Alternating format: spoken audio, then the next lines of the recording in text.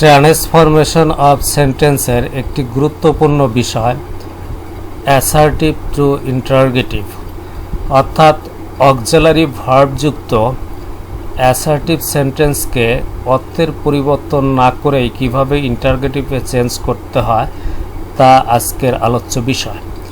প্রথমে auxiliary ভার্বযুক্ত assertive সেন্টেন্সকে interrogative সেন্টেন্সে রূপান্তর করতে হলে সেন্টেন্সে নট না থাকলে, অর্থাৎ অ্যাসার্টিভ সেন্টেন্সে নট না থাকলে প্রথমে অক্সিলারি ভার্ব অর্থাৎ সাহায্যকারী ভার্বটা প্রথমে বসাতে হবে। এরপরে এর সাথে এন অ্যাপোস্ট্রফি অর্থাৎ নটের সংক্ষিপ্ত রূপ বসাতে হবে। এরপর বাকি অংশ সেন্টেন্সের যে বাকি অংশ থাকে বসিয়ে শেষে অবশ্যই প্রশ্নবোধক চিহ্ন বসাতে হবে। এখানে মনে রাখতে হবে অক্সিলারি ভার্বের সাথে এন অ্যাপোস্ট্রফিটি যোগ করার সময় অ্যাম নট হবে এইন্ট, ক্যান নট হবে কান্ট, এখানে ডাবল এন হবে না। এরপর শ্যাল নট হবে হলো শান্ট, উইল নট হবে ওন্ট। বাকি যে সাহায্যকারী ভার্বগুলো আছে প্রত্যেকটা সাহায্যকারী ভার্বের সাথে এন অ্যাপোস্ট্রফিটি যোগ করলেই হবে। অ্যাসার্টিভে example, Suma is absent from the school. এখানে দেখো এই বাক্যে সাহায্যকারী ভার্ব আছে ইজ, এখানে কোনো নট নেই, এই বাক্যে কোনো নট নেই বিধায় প্রথমে সাহায্যকারী ভার্ব অক্সিলারি ভার্বটা প্রথমে আনতে হবে ইজ। এরপরে এর সাথে এন অ্যাপোস্ট্রফিটি যোগ করতে হবে এন অ্যাপোস্ট্রফিটি। এরপরে বাকি অংশ অর্থাৎ Soma absent from the school, যেহেতু সাহায্যকারী ভার্ব ইজটা প্রথমেই বসানো হয়েছে বিধায় এটা আর বসবে না, তাহলে Soma absent from the school শেষে অবশ্যই প্রশ্নবোধক চিহ্ন বসাতে হবে।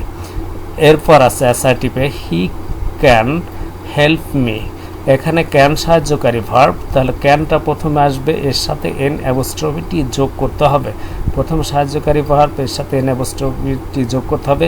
ক্যানের সাথে এন অ্যাপোস্ট্রফিটি যোগ করলে হবে কান্ট, এখানে কিন্তু তোমার ডাবল এন অর্থাৎ দুইটা এন হবে না, সেটা মনে রাখতে হবে।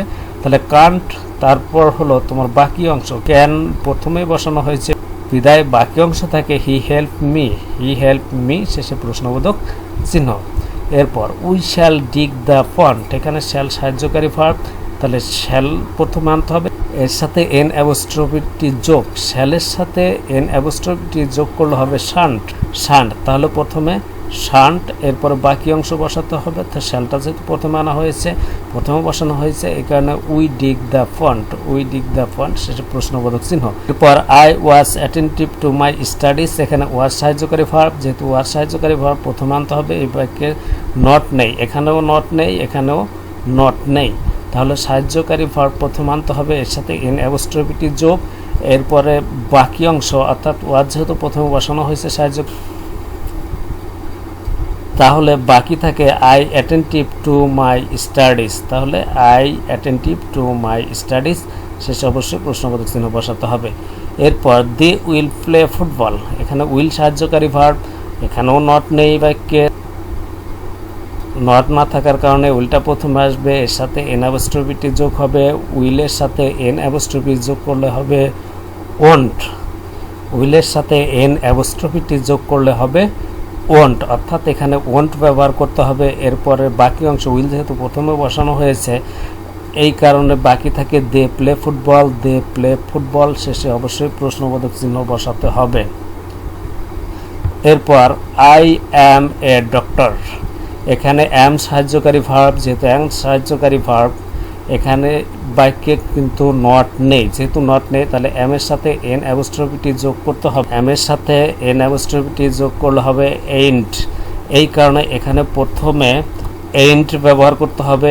এরপরে বাকি অংশ এম যেহেতু প্রথমে বসানো হয়েছে এর সাথে এন অ্যাপোস্ট্রফিটি যোগ করা হয়েছে, বাকি থাকে আই এ ডক্টর, তাহলে এইন্ট আই এ ডক্টর শেষে অবশ্যই প্রশ্নবোধক চিহ্ন বসাতে হবে। এরপর সেন্টেন্সে নট থাকলে উঠে যাবে সাহায্যকারী ভার্ব প্রথমে বসবে এবং বাকি অংশ বসিয়ে শেষে প্রশ্নবোধক চিহ্ন বসাতে হবে।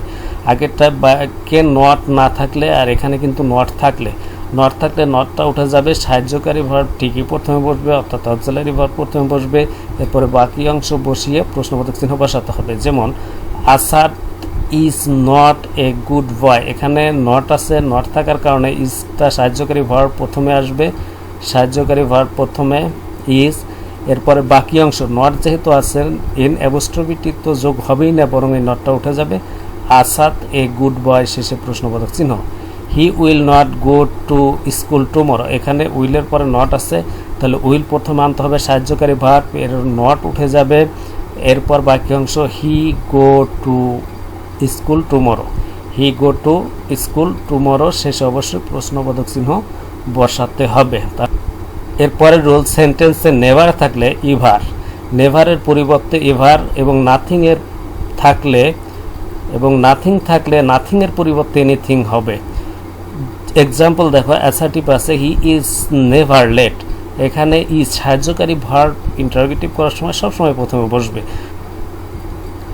যদি নট, নাথিং, নেভার বাক্যে থাকে তাহলে এন অ্যাপোস্ট্রফিটি যোগ হবে না, এবং যদি এগুলা না থাকে তাহলে এন অ্যাপোস্ট্রফি যোগ করতে হবে সাহায্যকারী ভার্বের সাথে।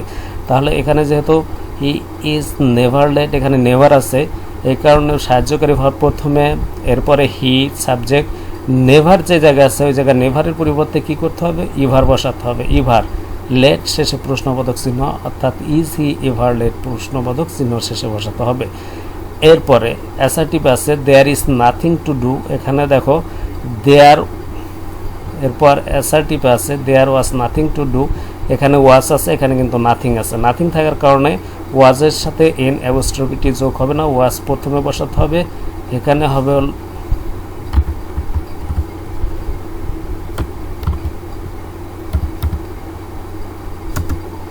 তাহলে ওয়াজ প্রথমে বসবে, এরপরে দেয়ার, এরপরে নাথিং যেহেতু আছে, নাথিং থাকলে এর পরিবর্তে এনিথিং ব্যবহার করতে হবে, অর্থাৎ নো এর পরিবর্তে এনি হবে, থিং, তাহলে নাথিং এর পরিবর্তে এনিথিং, এরপরে টু ডু, শেষে প্রশ্নবোধক চিহ্ন বসাতে হবে।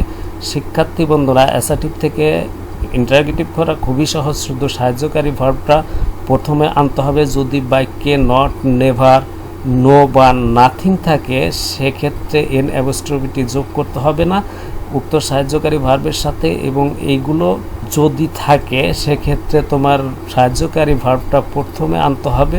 নট থাকলে উঠে যাবে, নো থাকলে এনি, নাথিং থাকলে এর জায়গায় এনিথিং, এবং নেভার থাকলে এর জায়গায় ইভার বসাতে হবে।